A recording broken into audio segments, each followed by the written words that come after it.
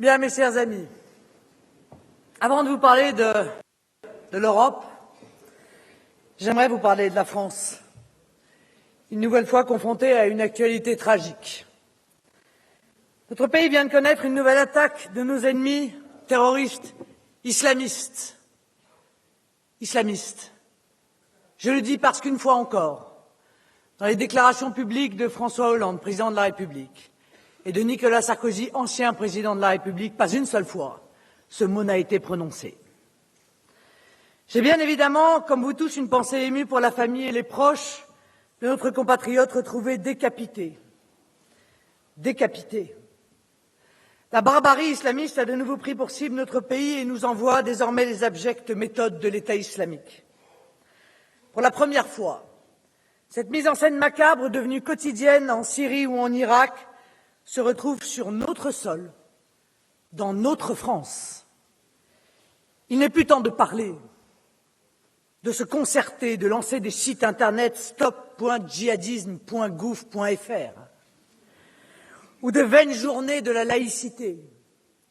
Il est aujourd'hui urgent d'agir, de riposter, de prendre des mesures fortes et fermes pour éradiquer ce fléau qu'est le fondamentalisme islamiste.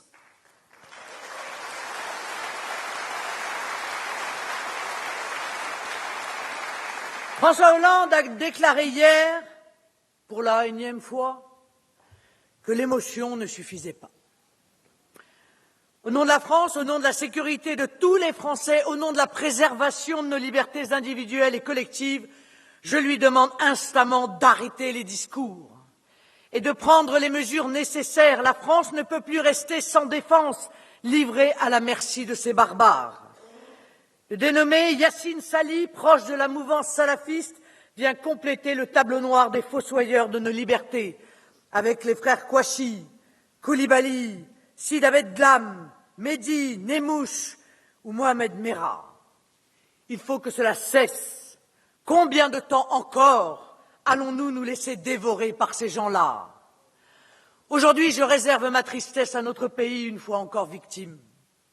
Je réserve ma tristesse à notre compatriote assassiné de la plus sordide des manières.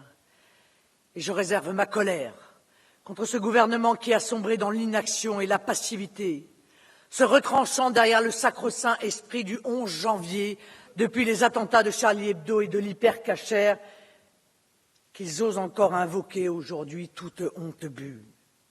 L'esprit du 11 janvier n'a pas arrêté le véhicule qui a foncé dans cette usine de Saint-Quentin-Fallavier en Isère. L'esprit du 11 janvier n'a pas protégé ce chef d'entreprise de la décapitation. L'esprit du 11 janvier encore n'a pas surveillé Yassine Sali, qui avait pourtant fait l'objet d'une fiche S de sûreté de l'État en 2006. Je demande depuis des mois des mesures fermes et fortes soient prises pour terrasser l'islamisme et armer la France. Et là, il est question de l'Europe.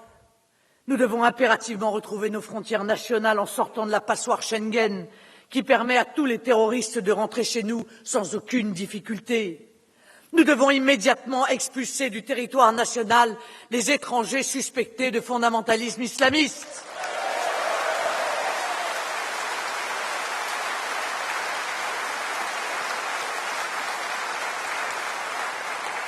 Nous devons expulser également les binationaux coupables ou complices de ces actes abjects après les avoir déchus de la nationalité française.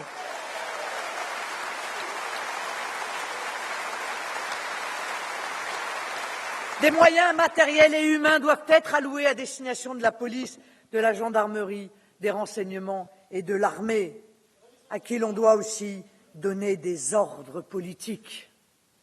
Il nous faut surveiller l'ensemble des prêches dans les mosquées et geler la construction de mosquées nouvelles afin de bloquer les financements étrangers douteux, notamment ceux du Qatar.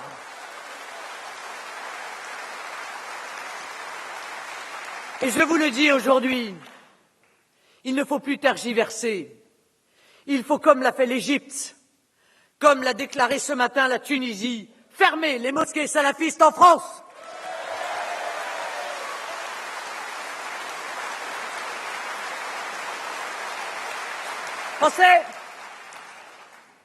Français, la classe politique et les médias s'arrangent bien de cette analyse au coup par coup de l'actualité. Quelques discours solennels, de grandes déclarations sans aucun lendemain, des éditions spéciales qui se suivent d'ailleurs et se ressemblent.